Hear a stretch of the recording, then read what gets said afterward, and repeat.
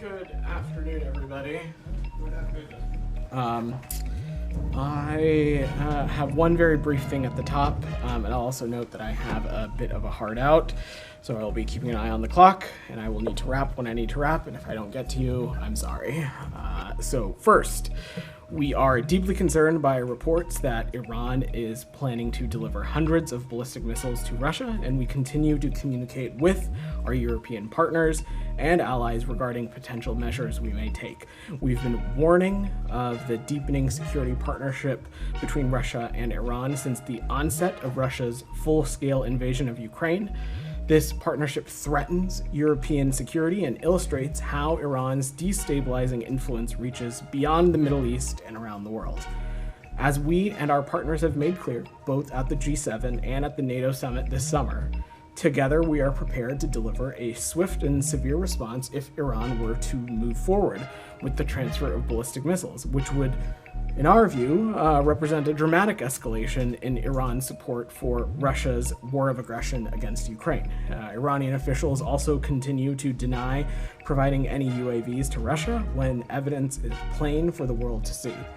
Russia has used these UAVs in relentless attacks against the civilian population in Ukraine, against civilian infrastructure, and this duplicity is only the latest reminder to the international community that the Iranian regime lacks any credibility. During his campaign, Iranian President Pezeshkian claimed he wanted to moderate Iran's policies and engage with the world, and we have said we have no expectation his election will lead to a fundamental change in Iran's direction. And this pending transfer of missiles, if the reports are accurate, is further evidence or a continuation of Iran's destabilizing behavior. We will continue to judge Iran's leadership by their actions, not their words. With that, Humaira or Sean, any of you want to kick us off? No, it's fine. Thanks, Vedant. So can I ask you what's the latest on U.S. expectation on Iran's response on Israel following Haniyeh's killing? So, look, as should be no surprise to you, Humaira, I'm not going to get ahead of assessments or speculate intelligence or operational matters from up here. What I can say is what you've heard President Biden, Secretary Blinken, and others echo from up here before is that we are committed to helping Israel defend itself, and we have put robust military capabilities in the region to do just that. But at the same time, we continue to work diplomatically to prevent any major escalation of this conflict. Those are our goals. As you all have seen, no doubt, the Secretary over the past week or so has been engaged in calls with his counterparts, discussing not just the need to finalize a ceasefire deal, but also continuing to work so that there can be de-escalation. We obviously don't want to see any kind of attack or response happen in the first place. Do you have any indications recently that your efforts are actually working and there might be a more subdued response from Iran? I'm just not going to get into intelligence assessments or our operational assessments from up here. Are the ceasefire talks that you called for August 15, are they still going to go ahead after what Hamas said last night? So I'm aware of those comments from Hamas, and we fully expect talks to move forward as they should. All negotiators should return to the table and bring this deal to conclusion. It is in our view, time for Hamas to release the hostages, which, as you all know, include American citizens, and bring relief to the people of Gaza under the deal, which continues to be a lot on the table, and we'll continue to work that with regional partners and allies. Right. When you say you fully expect the talks to go ahead, if they say they're not taking part, are you going to have the talks without them, or are you trying to bring them on board?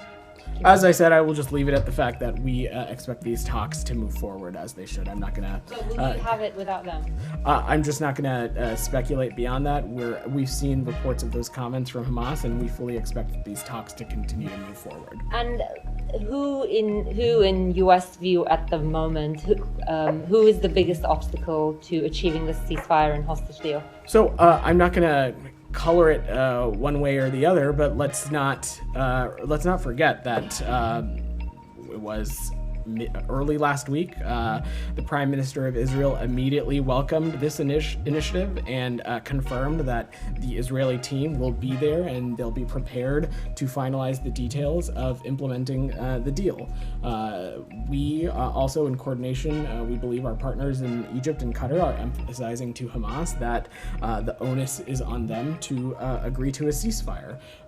We believe that there has been headway made, but we need to finalize this agreement, continue to close and bridge some gaps, but we believe that an agreement is possible, and that's something that we're going to continue to work between the parties.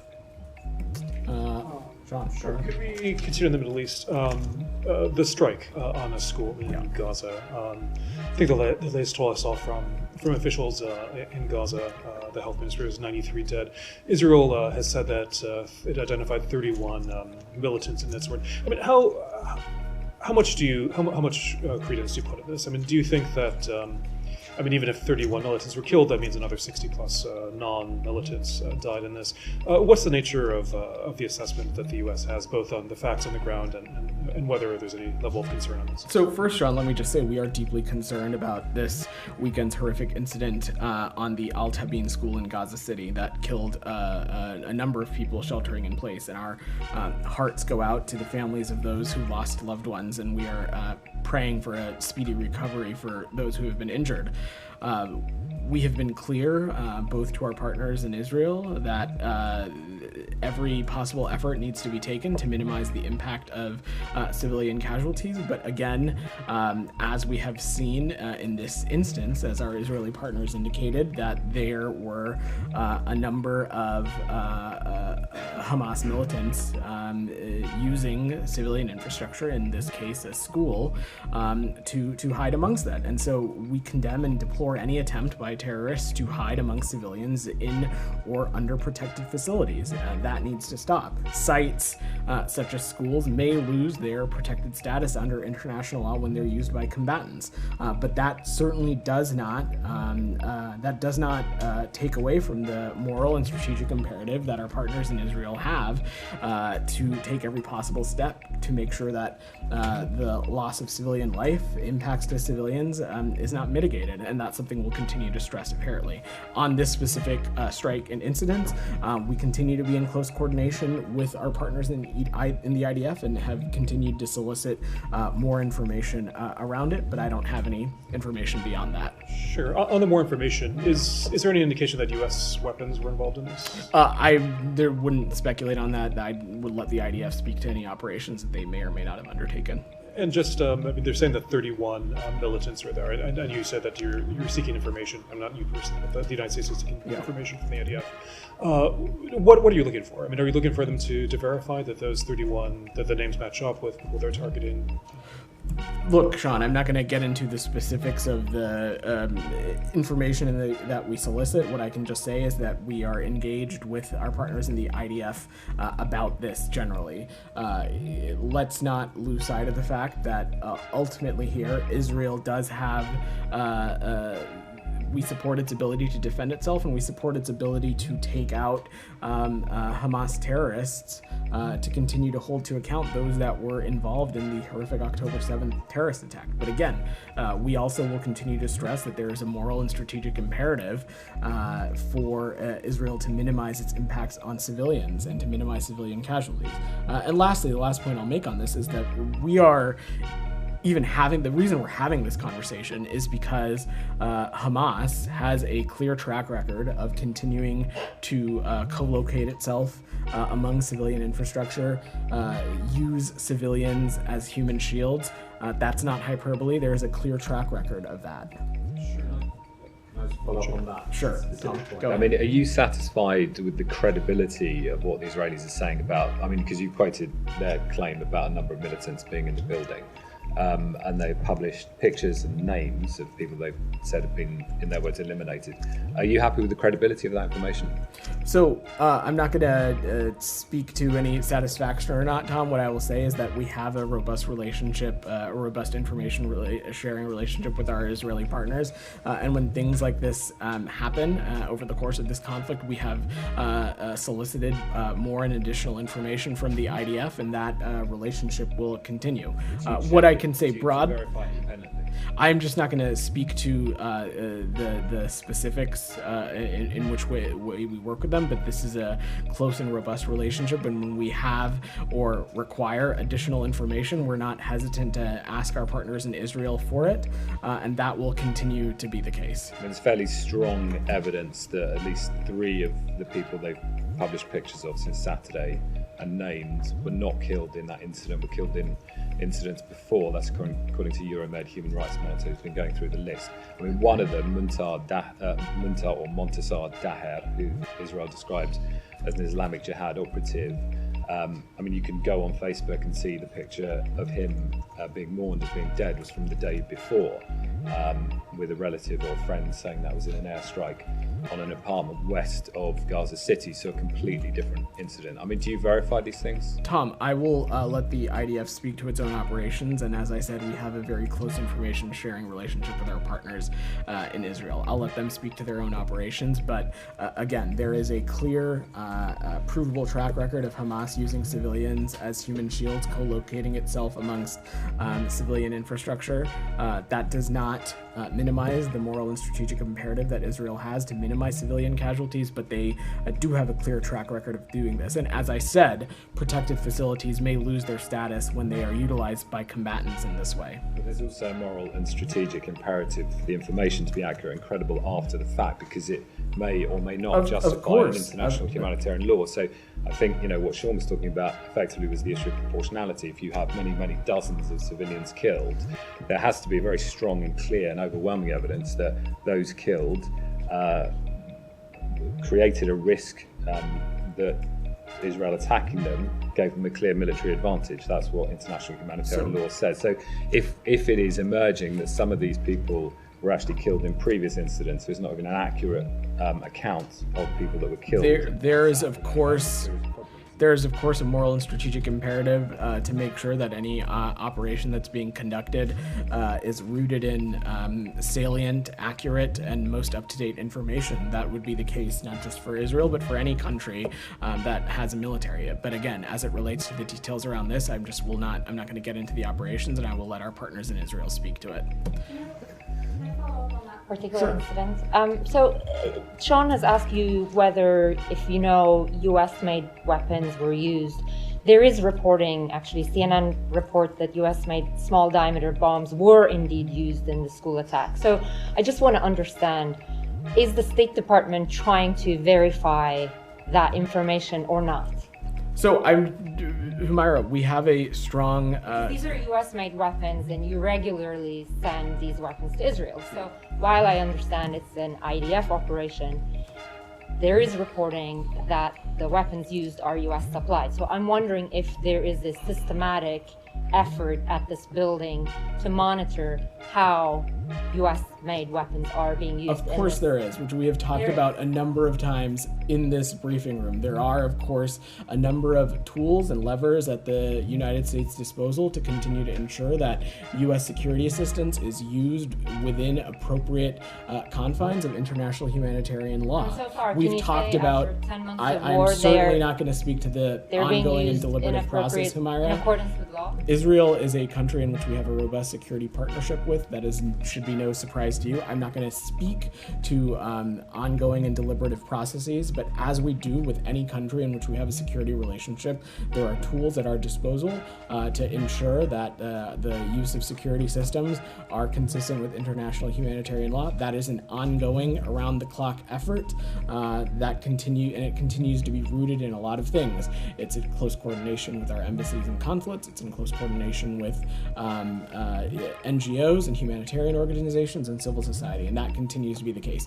As it relates to this specific incident, Humaira, I don't have any assessment to offer. I am not going to speak to Israeli operations from up here. Right, so since we're at it, can I ask about Netzeh Yehuda, the Israeli battalion that you guys needed extra information, and in the end, U.S. decided to clear that battalion and they're going to be able to receive U.S. security assistance.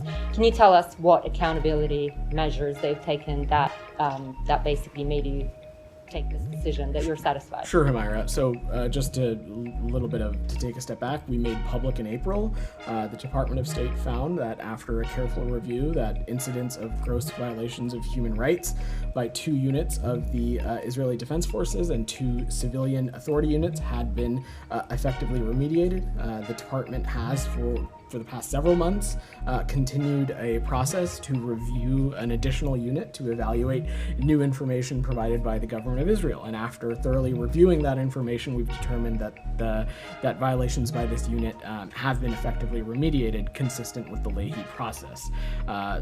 In the crux of that information, Humaira, was that 2 of the soldiers for whom military prosecutors had concluded further action was necessary were swiftly removed from their combat positions, have since left the military, and are ineligible to serve in the reserves. Additionally, the IDF has taken several steps to avoid a recurrence of incidents. It has enhanced screening requirements for personnel recruited into that battalion, and it has put in place new control mechanisms and training efforts around trainings for individuals who join that battalion. Specifically, soldiers now receive a 2-week educational seminar unique to the battalion, and conduct is documented. But again, I will let our partners in Israel speak to more specifically to their operations. Will these individuals be prosecuted in Israel? That is that's not for the United States to speak to. That's it's a question for the Israeli justice system. Have you sought that from them?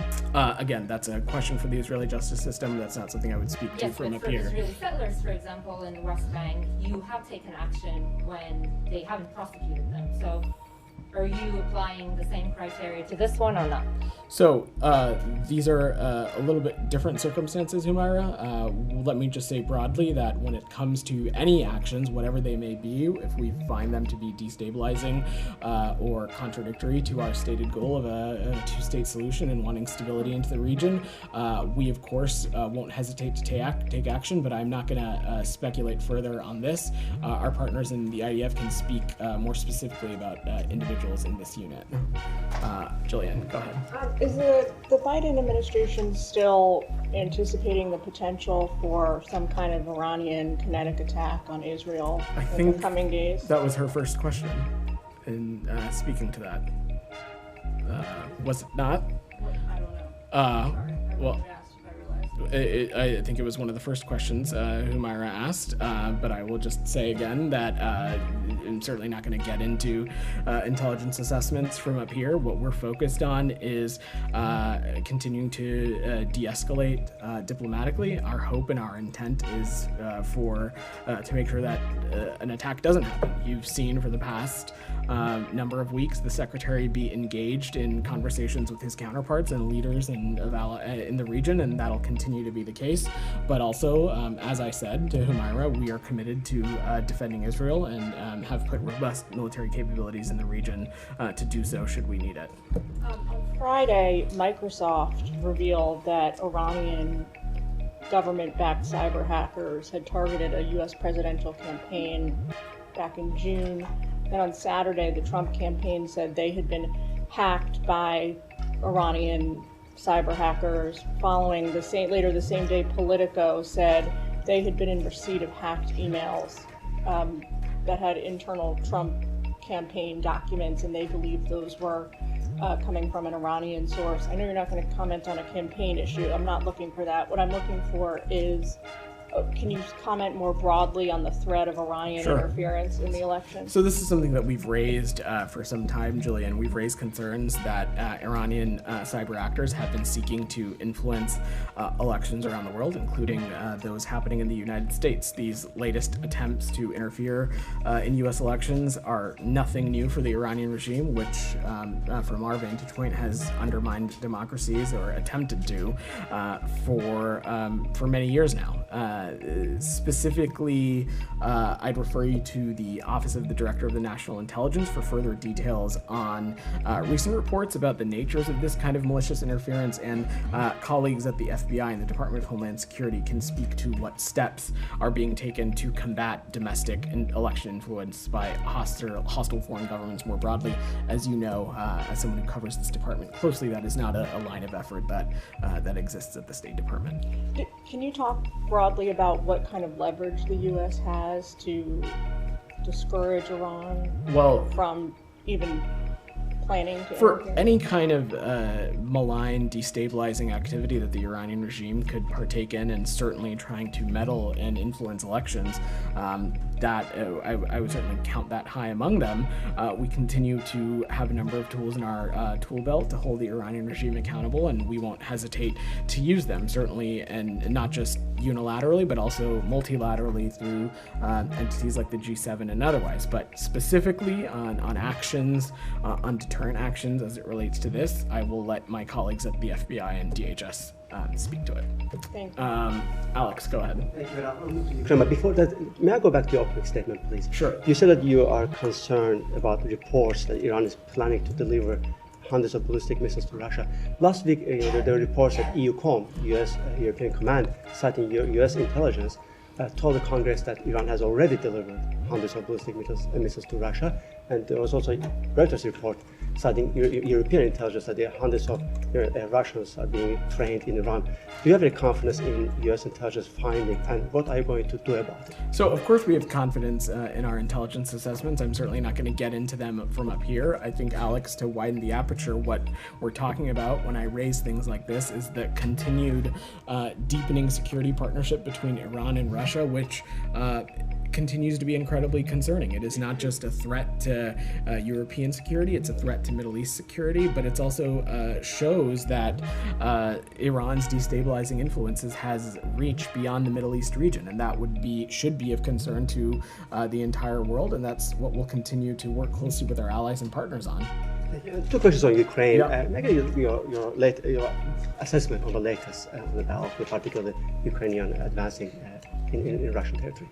So, Alex, I know my colleagues spoke a little bit about this earlier in the last week, but I'll let our partners in Ukraine speak to their own military operations. But generally speaking, we have supported Ukrainian forces being able to defend themselves against attacks by Russia's forces that are coming from across the border to take actions to protect themselves from these attacks. That, as President Biden says, would be common sense.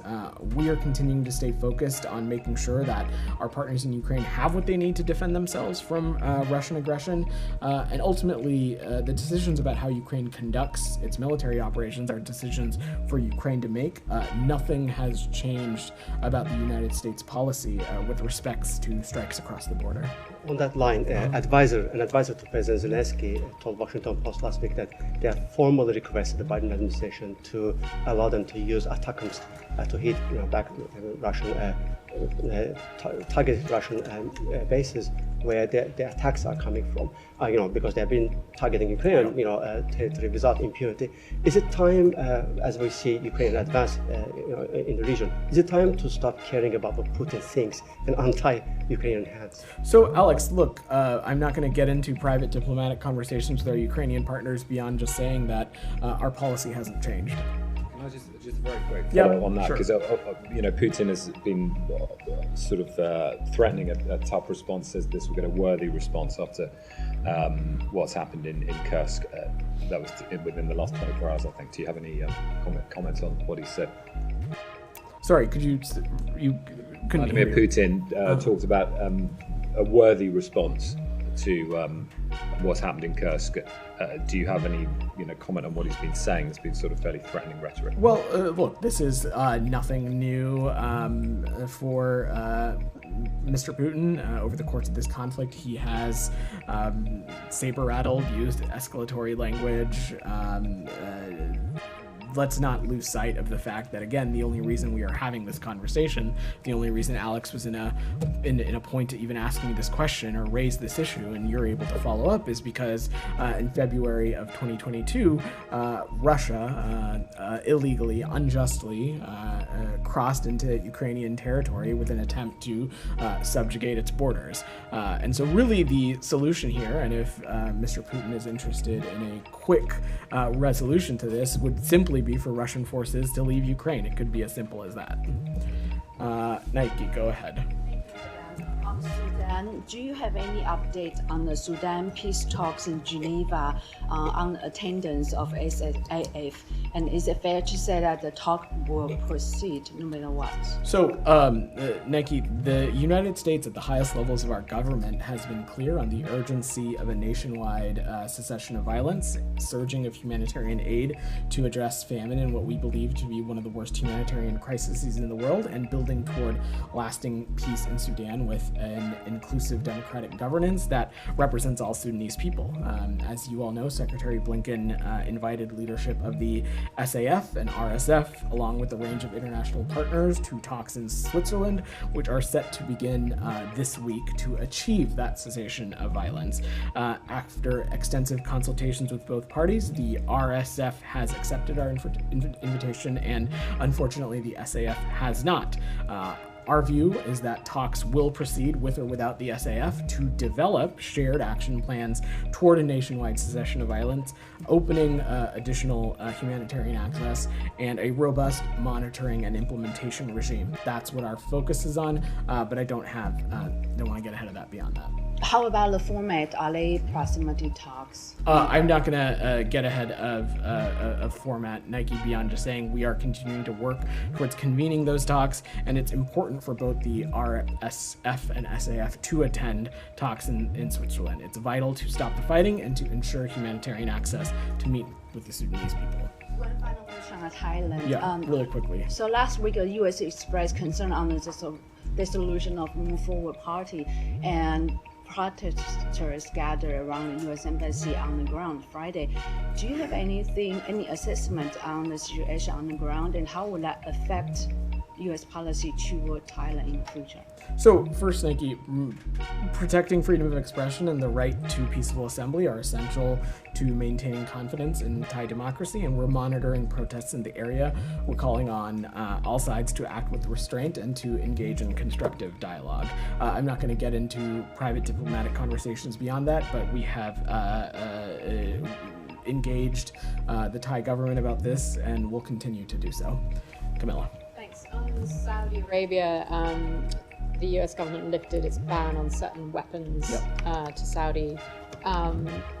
Granted that, that ban was also to help wind down things in the war in Yemen. The language that was used was that the department is lifting its suspension.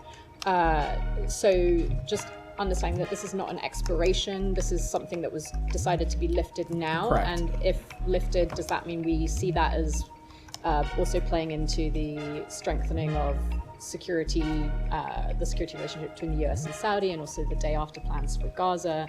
How should we look at the timing of this? So these are separate issues, Camilla, and you are correct. This is not an expiration or something like that. This is this initial decision is rooted in administration policy, a decision by the president, and that continues to be the case today.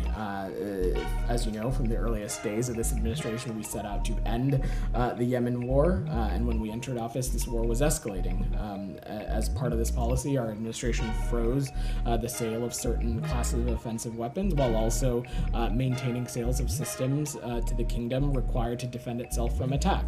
We also had, at that point, doubled down efforts to interdict and disrupt illicit arms flows into Yemen in support of the Houthis. We also always made clear that the freeze on certain classes of weapons was conditional, and it was based on Saudi Arabia's policy towards Yemen and efforts to improve civilian harm mitigation measures.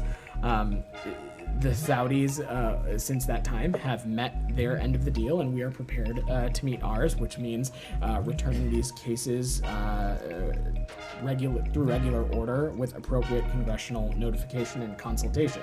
And to your broader question, Camilla, through this entire period, since the onset of this administration, Saudi Arabia has remained a close strategic partner of the United States, and we look forward to enhancing that partnership. We'll continue to work closely with the kingdom on preventing escalation in the Middle East, on a post-conflict plan for the Gaza Strip, as well as them continuing to play a role in finalizing a ceasefire as it relates to the ongoing conflict. And since you've allowed me to start on this topic, I will just note that, meanwhile, the Houthis have proven once again to be a group intent on using terror to advance its agenda, including through the targeting of civilian shipping in the Red Sea. We, as the United States, are regularly conducting airstrikes to degrade Houthi capabilities, an effort that is ongoing and will continue together with a coalition of partners. So it is fair to just assume that this has happened now, that there's been an active lifting of this, given the tensions in the region with Iran and the... No, not. I'm speaking about the bilateral relationship in a broad context, Camilla. This is a result of strictly the policy as it relates to the ongoing conflict in Yemen and the role that the kingdom played in maintaining their part of the agreement when this was initially set out at the onset of this administration. Yeah, go ahead, and then we'll wrap up with you after Sean. Go ahead. You said that it's in response to Yemen, but it's been over 2 years since the truce was there. So what happened in the past? Did it take 2 years to verify that they're living Look, up to their Sean, these things are processes. They take time, but as you so note, this policy was combined with intensive diplomacy, including direct diplomacies with the Saudi on a path to winding down the war.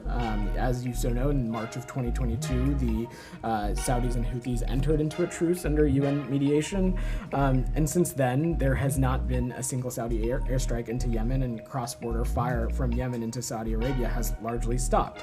We've also seen and been able to assess at closer detail that Saudi Arabia has implemented a number of improvements in civilian harm mitigation procedures, including modernizing its strike planning processes to align with U.S. processes and continuing to participate in a number of U.S.-led trainings and joint exercises. So, as I said, they have met their end of the deal, and this is us holding our end of the bargain as well. Just briefly go to Venezuela. Yeah, super fast. Go ahead. There's been reporting in the Wall Street Journal saying that an amnesty has been offered, or at least is in the pipeline for Maduro. Can you say, at least from the U.S. perspective, whether that's something that That is not true. We've not made any offers of amnesty to Maduro or others since this election. Since you've asked about the topic, Sean, let me just say that as it relates to Venezuela, we reject the increased violence, the unjust mass incarceration, and the repression directed at Venezuelans, including members of the democratic opposition. You said that amnesty is not being offered. It's not inaccurate. I mean, is there something in the cards, that the United States is discussing with the opposition, for example, that they might make some sort of deal with Maduro that? Look, Sean, I'm not gonna.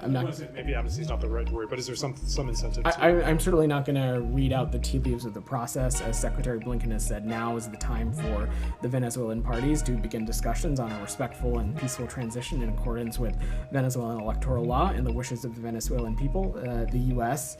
Is considering a range of options to pressure Maduro to return Venezuela to a democratic path, and will continue to do so. But the responsibility is on Maduro and Venezuela's electoral authorities to come clean on the election results.